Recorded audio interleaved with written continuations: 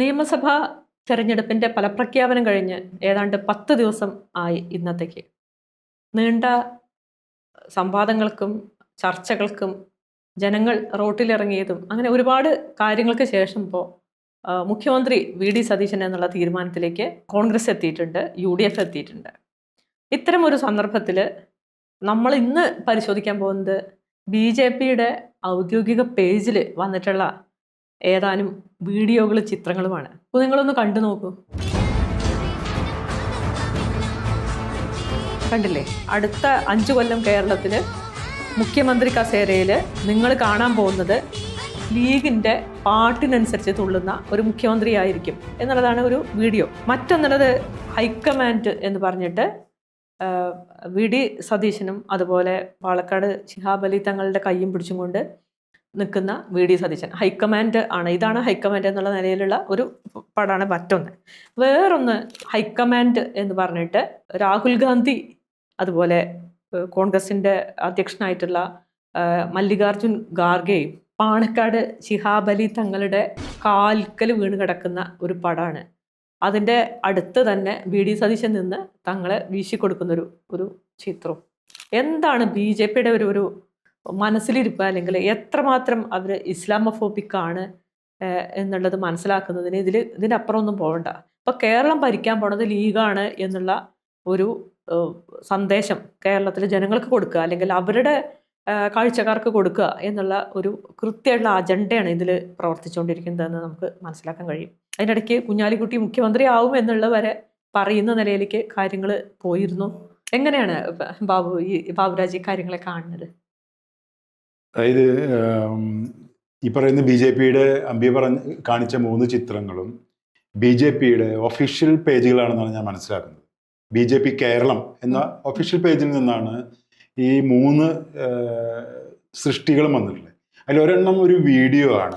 തങ്ങള് ഡ്രം അടിച്ച് പാട്ട് പാടുന്നു, ഒരു മാപ്പിളപ്പാട്ടിൻ്റെ താളത്തിൽ.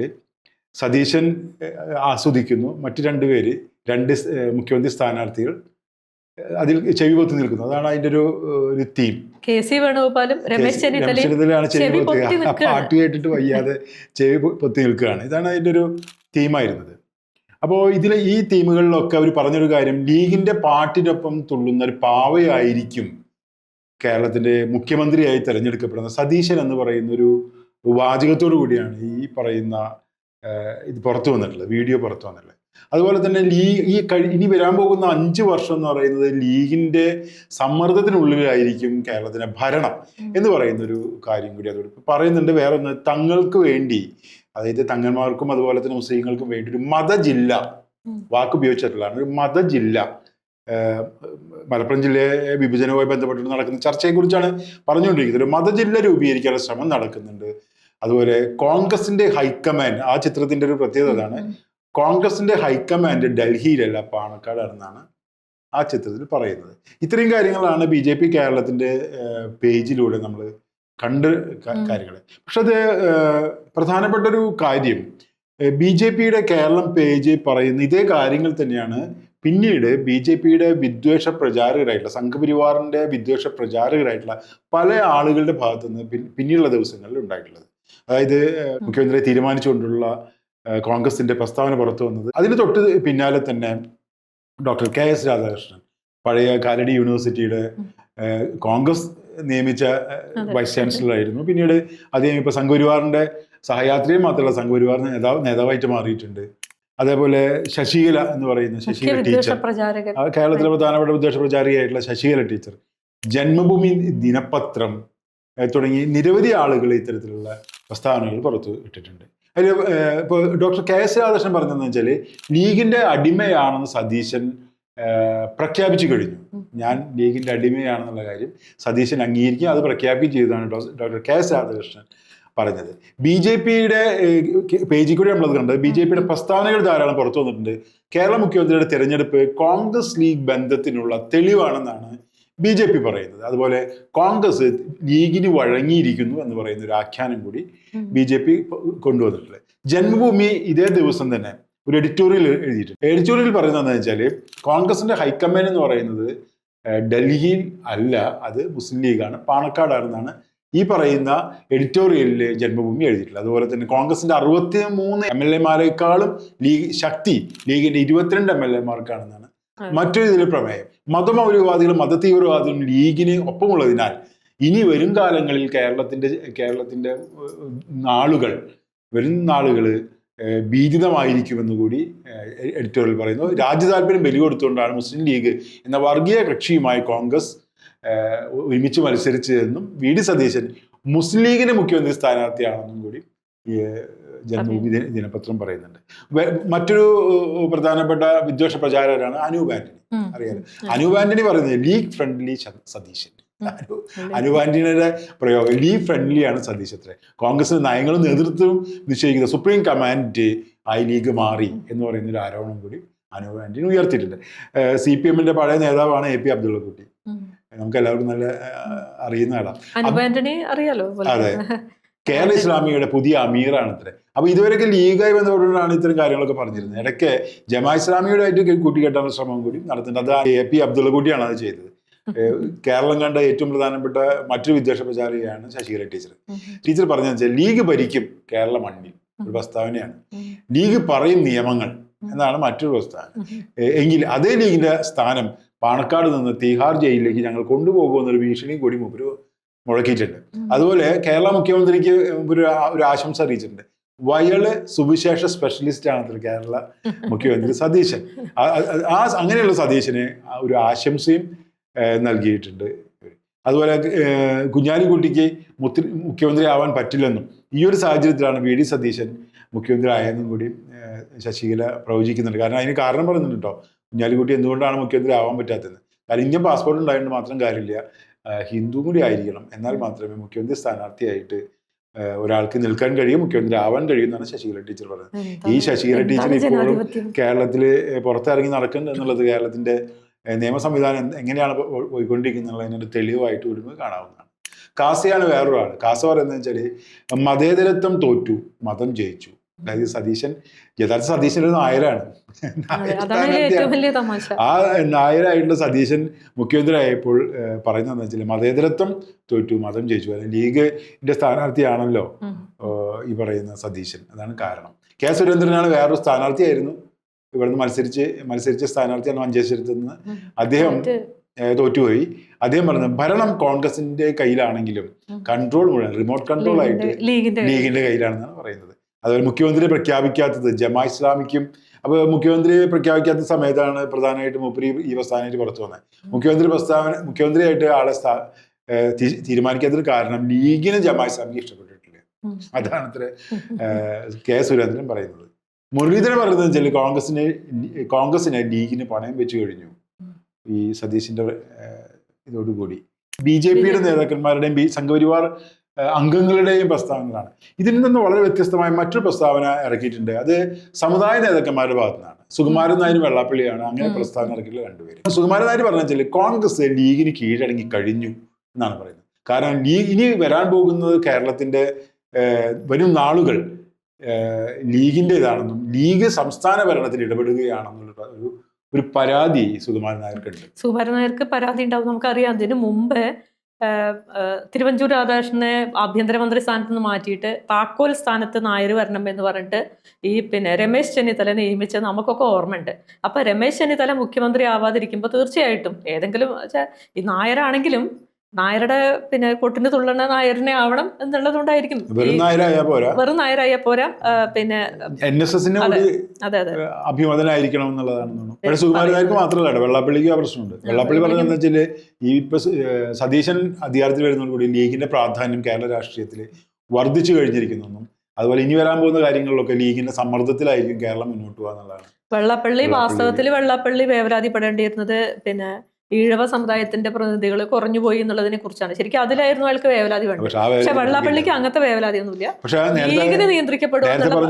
തിരുവഞ്ചൂരിന്റെ കാര്യത്തിൽ വേറൊരു കറക്ഷൻ ഉണ്ട് കേട്ടോ. കാരണം തിരുവഞ്ചൂര് നേരത്തെ ഇതൊക്കെ ശരിയായിരിക്കും, പക്ഷെ തിരുവഞ്ചൂര് സുകുമാരൻ നായർ പറഞ്ഞില്ല. സുകുമാരൻ നായർ തന്നെ പറഞ്ഞ് ന്യായീകരിച്ചിരുന്നു. സുകുമാരൻ നായർ അങ്ങനെ തെറ്റായ കാര്യങ്ങൾ പറയുന്ന ഒരാളൊന്നല്ല. അദ്ദേഹം പറഞ്ഞത് കുറെയൊക്കെ ശരിയാണ്. പിന്നെ മാത്രമല്ല പണി പോയത് ഒരുപക്ഷെ തിരുവഞ്ചൂര് ഓർമ്മയുണ്ടാവില്ലായിരിക്കും. ഘടകകക്ഷികളുടെ സമ്മർദ്ദത്തിൽ ശരിയല്ല എന്നുള്ളൊരു അഭിപ്രായം കൂടി തിരുവഞ്ചൂർ ഈ സമയത്ത് പറഞ്ഞിരുന്നു. അപ്പോൾ അതാണ് അതിലൊരു കാര്യം. പക്ഷേ ഞാൻ അമ്മയ്ക്ക് തോന്നുന്നുണ്ടോ, അതായത് ഇതുവരെ നമ്മൾ പറഞ്ഞ എല്ലാ കാര്യങ്ങളും സംഘപരിവാറും അതുപോലെ തന്നെ വിദ്വേഷ പ്രചാരകരായിട്ടുള്ള അവരുടെ നേതാക്കന്മാരും അതുപോലെ ചില സമുദായ നേതാക്കന്മാരുടെ കാര്യമാണ് നമ്മൾ ഇതുവരെ പറഞ്ഞത്. പക്ഷേ അവർ മാത്രമല്ല യഥാർത്ഥത്തിൽ ഇത്തരം വിദ്വേഷ പ്രചാരണങ്ങളിൽ കൂടെ നിൽക്കുന്നത് അല്ലെങ്കിൽ അതിനെ ഒത്താശ പാടുന്നത്. ഇതിനൊരു വൈരുദ്ധ്യം നമുക്ക് ചൂണ്ടിക്കാണിക്കാൻ പറ്റും. അതായത് ദേശാഭിമാനി, അതെ ഞാനത് പറയാൻ തുടങ്ങി. ദേശാഭിമാനി കഴിഞ്ഞ ദിവസം വിട്ടിരുന്നു, ഇപ്രാവശ്യം 5 മന്ത്രിമാരാവില്ല, 6 അതിൽ കൂടുതൽ മന്ത്രിമാരെ ആവശ്യപ്പെടും ലീഗ് എന്ന് പറഞ്ഞിട്ടാണ് ഒരു ശശികല ടീച്ചറുടെ അതേ വാദമാണ് ദേശാഭിമാനി മുന്നോട്ട് വെച്ചിരുന്നത്. വിദ്യാഭ്യാസ മന്ത്രിസ്ഥാനം, വിദ്യാഭ്യാസം കൊടുക്കരുത് എന്നുള്ള രീതിയിലുള്ള പ്രസ്താവന വരെ ദേശാഭിമാനിൽ വന്നു എന്നുള്ളതാണ്. വളരെ സതീശനിലേക്ക് തിരിച്ചു പോയി കഴിഞ്ഞാൽ ദേശാഭിമാനി പറയുന്നത് വെച്ചാല് മുസ്ലിം ലീഗ് നടത്തിയ ഒളിപ്പോരിന്റെ അവസാനമാണ് സതീശൻ മുഖ്യമന്ത്രിയായത്. ദേശാഭിമാനി ഇന്നത്തെ പത്രത്തില് ദേശാഭിമാനിയുടെ വാർത്ത അവരുടെ ഒരു വാർത്തയായിട്ട് അവർ കൊടുക്കുന്നു. മാത്രമല്ല നേരത്തെ വെള്ളാപ്പള്ളി നടേശൻ പറഞ്ഞ പോലെ സതീശൻ അധികാരത്തിൽ വരുന്നതോടുകൂടി ലീഗിന്റെ വിലപേശൽ ശേഷി വർദ്ധിക്കുമെന്നും കോൺഗ്രസിന്റെ ഉള്ളിൽ അഭിപ്രായമാണെന്ന് ദേശാഭിമാനി റിപ്പോർട്ട് ചെയ്യുന്നുണ്ട്. ഏത് കോൺഗ്രസ്സുകാരനാണ് അങ്ങനെ പറഞ്ഞത് നമുക്കറിയില്ല. എന്തായാലും ദേശാഭിമാനി മൊത്തത്തിലെടുത്തൊരു സമീപനം എന്താ വെച്ചാൽ സതീശന്റെ സ്ഥാനാർത്ഥിത്വം എന്ന് പറയുന്നത് മുഖ്യമന്ത്രി സ്ഥാനം എന്ന് പറയുന്നത് ലീഗിന്റെ ഒരു വിജയമായിട്ടാണ് കണക്കാക്കുക. പക്ഷെ അതിലൊരു വൈരുദ്ധ്യം എന്താണെന്ന് വെച്ചാൽ ഇതേ പേജിൽ തന്നെ ദേശാഭിമാനി ഈ വാർത്ത കൊടുത്ത അതേ പേജിൽ തന്നെ ദേശാഭിമാനി മറ്റൊരു വാർത്ത കൊടുത്തിട്ടുണ്ട്. ആ വാർത്തയിൽ അവർ പറയുന്നതെന്ന് വെച്ചാൽ ലീഗിന്റെ ഒരു നിർബന്ധം കൊണ്ടും ജമാഅത്ത് ഇസ്ലാമിയുടെ ഒരു സമ്മർദ്ദം കൊണ്ട് കൂടിയിട്ടാണ് സതീശൻ മുഖ്യമന്ത്രി സ്ഥാനത്ത് എത്തിയതെന്ന് BJP-കാർ പ്രചരിപ്പിക്കുന്നുണ്ടെന്നാണ്. അത് BJP-കാർ കേരളത്തിൽ മാത്രമല്ല, കേരളത്തിന് പുറത്തും ദേശീയ തലത്തിൽ തന്നെ BJP ഇത് പ്രചരിപ്പിക്കുന്നുണ്ട്. വരും നാളുകളിൽ വരാൻ പോകുന്ന തെരഞ്ഞെടുപ്പുകളിൽ മറ്റ് സംസ്ഥാനങ്ങളിൽ വരുന്ന തെരഞ്ഞെടുപ്പുകളിലൊക്കെ BJP-ക്ക് ഒരു മുന്നോട്ട് പോകുന്നതിന് BJP-യുടെ ഒരു പ്രചരണ തന്ത്രമായിട്ട് ലീഗിന്റെ സമ്മർദ്ദത്തെയും ജമാഅത്ത് ഇസ്ലാമിയുടെ സമ്മർദ്ദത്തെയും അവർ ഉപയോഗിക്കാൻ ശ്രമിക്കുന്നുണ്ടെന്നൊരു വാർത്ത കൂടി ദേശാഭിമാനി നൽകുന്നുണ്ട്. അപ്പൊ ഈ 2 വാർത്ത ഒരേ സമയത്താണ് ദേശാഭിമാനി നൽകുന്നത്. ഒരു ഭാഗത്ത് സതീശിന് വേണ്ടി ഒളിപ്പേര് നടത്തിയത് ലീഗാണെന്ന് ആരോപിക്കുന്നു, അതേ പേജിൽ തന്നെ തൊട്ടപ്പുറത്ത് അവർ വാർത്ത നൽകുന്നു ജമാഅത്ത് ഇസ്ലാമിയുടെ സമ്മർദ്ദ പ്രകാരമാണ് BJP ദേശീയ തലത്തിൽ BJP പ്രചരിപ്പിക്കുന്നു, അതേസമയം വാർത്ത നൽകുകയും ചെയ്തിട്ടുണ്ട്. അപ്പൊ ഇതിലൊരു വൈരുദ്ധ്യം നിലവിലുണ്ടെന്നാണ് എനിക്ക് തോന്നിയത്. തീർച്ചയായിട്ടും. പിന്നെ മറ്റൊരു കാര്യമുള്ളത്, ഇപ്പോൾ ഇനി നായരുടെ ഭരണാവും എന്നൊക്കെയാണ് പിന്നെ CPM-കാരുടെ ഞാൻ നോക്കിയൊക്കെ FB-യിലൊക്കെ കാണുന്ന പല CPM അണികളുടെയും ഭാഗത്തുനിന്ന് വന്നുകൊണ്ടിരിക്കുന്ന CPM പ്രൊഫൈലുകളിൽ നിന്ന് വന്നുകൊണ്ടിരിക്കുന്ന ഒരു വാദം എന്ന് പറയുന്നത് ഇനിയിപ്പോൾ നായർ ഭരിക്കും എന്നാണ്. പക്ഷെ നമ്മൾ മനസ്സിലാക്കേണ്ട ഒരു കാര്യമുണ്ട്, കഴിഞ്ഞ മന്ത്രിസഭയിൽ 21 മന്ത്രിമാരിൽ 9 നായന്മാരുണ്ടായിരുന്നു. അന്ന് യാതൊരു വേവലാതിയും ഇപ്പൊ പോസ്റ്റ് ഇടുന്ന ഈ ഒരു CPM-കാരനും അത് കണ്ടില്ല എന്നുള്ളതാണ്. ഇത്ര അധികം ജനസംഖ്യാനുപാതികം മാത്രമല്ല, അതിൻ്റെ ഇരട്ടി ജനസംഖ്യ പ്രാതിനിധ്യത്തിന്റെ ഇരട്ടി മന്ത്രിമാർ ശരിക്കും പറഞ്ഞാൽ കഴിഞ്ഞ മന്ത്രിസഭയിൽ പിണറായി വിജയന്റെ മന്ത്രിസഭയിൽ നായന്മാരായിരുന്നു. പക്ഷെ അന്നൊന്നും വേവലാതി ഇല്ലാത്ത ആൾക്കാർ ഇപ്പൊ VD സതീശൻ മുഖ്യമന്ത്രി ആവുമ്പോ ഈ നായർ ഭരണം എന്ന് പറഞ്ഞിട്ട് അത് ഭയങ്കര എന്തൊരു വിഡ്ഢിതാണെന്ന് ആലോചിക്കോ, എന്തൊരു ഇരട്ടത്താപ്പാണത്, എന്തൊരു സത്യസന്ധ ഇത് ഇല്ലായ്മയാണത്. ഈ നമ്മളിത് പറയുമ്പോൾ വേറൊരു കാര്യം നമ്മൾ മനസ്സിലാക്കണം എനിക്ക് തോന്നുന്നു. അതായത് ഇപ്പൊ നമ്മൾ പലതരത്തിലുള്ള വിദ്വേഷ പ്രചാരകരെയാണ് കണ്ടത്. BJP വിദ്വേഷ പ്രചാരകരെ കണ്ടു, മറ്റേ ഈ പറയുന്ന സംഘപരിവാറിന്റെ ജനറലി സംഘപരിവാറിന്റെ ആളുകളെ കണ്ടു, അതുപോലെ തന്നെ സമുദായ നേതാക്കന്മാരെ കണ്ടു. അതോടൊപ്പം ഈ തവണ വളരെ പ്രധാനമായിട്ടൊരു ഇടപെടല് CPM-ന്റെ നേതൃത്വത്തിന്റെ ഭാഗത്തുണ്ടായി എന്നുള്ളത് എനിക്ക് വളരെ നല്ലതായിട്ട് തോന്നുന്നു. കാരണം ശിവപ്രസാദ് എന്ന് പറയുന്ന SFIയുടെ നേതാവ് പറയുന്നു, ലീഗിനെ മുൻനിർത്തി ന്യൂനപക്ഷങ്ങൾക്കെതിരെ വർഗീയ പ്രചാരണം നടത്തുന്നത് BJP-ക്ക് ഗുണം ചെയ്യുള്ളൂ എന്ന് പറയുന്നൊരു പ്രസ്താവന ശിവപ്രസാദ് നടത്തിയിട്ടുണ്ട്. SFIയുടെ നേതാവാണ് ശിവപ്രസാദ്. ഇതേ ശിവപ്രസാദ് തന്നെ നേരത്തെ പറഞ്ഞിരുന്നു കേരളത്തില് ഈ ഇസ്ലാമോഫോബിയ ഇല്ല, കേരളത്തിൽ ഉള്ളത് ജമാഅത്ത് ഫോബിയാണ് കേരളത്തിലുള്ളത് എന്ന് പറഞ്ഞിട്ട് ഒരു പ്രസ്താവന ശിവപ്രസാദ് നടത്തിയിരുന്നു. എന്തായാലും തെരഞ്ഞെടുപ്പിന് ശേഷം ഒരു വലിയ പരാജയത്തിന് ശേഷം ശിവപ്രസാദ് തിരിച്ചറിയാണ് ലീഗിനെ മുൻനിർത്തിക്കൊണ്ട് ന്യൂനപക്ഷങ്ങൾക്കെതിരെ നടത്തുന്ന പ്രചാരണങ്ങൾ ഒട്ടും ഗുണം ചെയ്യില്ല, BJP-ക്ക് മാത്രമേ ഗുണം ചെയ്യുള്ളൂ എന്ന് പറയും. നമ്മൾ ഇന്നലെ ഒരു വീഡിയോ ചെയ്തിരുന്നു, ആസിഫിന്റെ ഒരു വീഡിയോ നമ്മൾ ചെയ്തിരുന്നു. അതിൽ അദ്ദേഹം പറയുന്നുണ്ട് ലീഗിനെ മുൻനിർത്തിക്കൊണ്ട് നടത്തുന്ന വിദ്വേഷ പ്രചാരണങ്ങളെ BJP-ക്ക് വേണ്ടിയാണ് നടത്തുന്നത്. ചിലവരെങ്കിലും വളരെ പ്രധാനമായിട്ടുള്ള കാര്യമാണ്. പക്ഷെ ഇതൊക്കെ മനസ്സിലാകുമ്പോൾ നമ്മൾ തിരിച്ചറിയേണ്ട കാര്യമുണ്ട്. വിജയരാഘവനാണ് ഇലക്ഷൻ കഴിഞ്ഞ് തൊട്ട് പിറ്റേ ദിവസം വിജയരാഘവനാണ് 4-ാം തീയതിയാണ് ഇലക്ഷന്റെ റിസൾട്ട് വന്നത്. അതിൻ്റെ തൊട്ട് ദിവസം മെയ് 5-ാം തീയതി വിജയരാഘവൻ ഒരു പ്രസ്താവന ഇറക്കി. പോളിറ്റ് ബ്യൂറോ മെമ്പറായിട്ടുള്ള വിജയരാഘവൻ കഴിഞ്ഞ ടേമിൽ, പിണറായിയുടെ 2ാം ടേമിൽ വിദ്വേഷ പ്രചാരണത്തിന്റെ ഒരു സുനാമി തന്നെ കെട്ടൊഴിച്ചു വിട്ട ആളാണ് വിജയരാഘവൻ.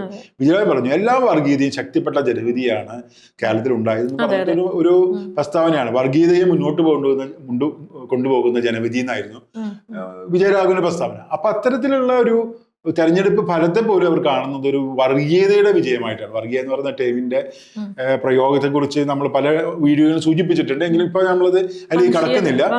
വംശീയത ഒരു വംശീയമായിട്ടുള്ള രീതിയിലാണ് കാര്യങ്ങളെ വിജയരാഘവൻ വിലയിരുത്തിയത്. വർഗീയതയുടെ വിജയം എന്നാണ് അദ്ദേഹം ഇതിനെ മനസ്സിലാക്കുകയും പ്രചരിപ്പിക്കാൻ ശ്രമിക്കുകയും ചെയ്തിട്ടുണ്ട്. കെ ബാലന്റെ ഭാഗത്ത് നിന്ന് അങ്ങനത്തെ പ്രസ്താവനകൾ ഉണ്ടായി.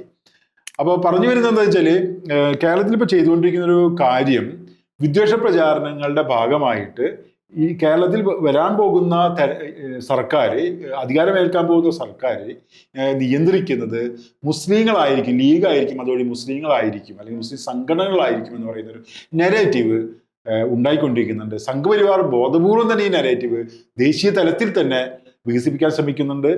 ധാരാളം CPM-ന്റെ തന്നെ ഹാൻഡിലുകൾ ഇത് പ്രചരിപ്പിക്കാൻ ശ്രമിക്കുന്നുണ്ട്. ദേശാഭിമാനി തന്നെ പരസ്പര വിരുദ്ധമായ വാർത്തകൾ നൽകുന്നുണ്ട്. എങ്കിലും ശിവപ്രസാദിനെ പോലെയുള്ള ചില യുവ നേതാക്കൾ അതിനെതിരെ നിലപാടെടുക്കുന്നുണ്ട് എന്നുള്ളത് വളരെ ശുഭകരമായിട്ടുള്ള കാര്യമാണ്. അവർ ഇത് തുടർന്നു പോകുമെന്ന് നമുക്ക് പ്രതീക്ഷിക്കാം. തീർച്ചയായും കേരളം ഇത്തരം വർഗീയ പ്രചാരണങ്ങൾക്ക് അല്ലെങ്കിൽ വംശീയ പ്രചാരണം പറ്റിയ ഒരിടമല്ല എന്നുള്ളത് തിരിച്ചറിയുകയും തിരുത്തുകയും ചെയ്യുമെന്ന് നമുക്ക് പ്രതീക്ഷിക്കാം.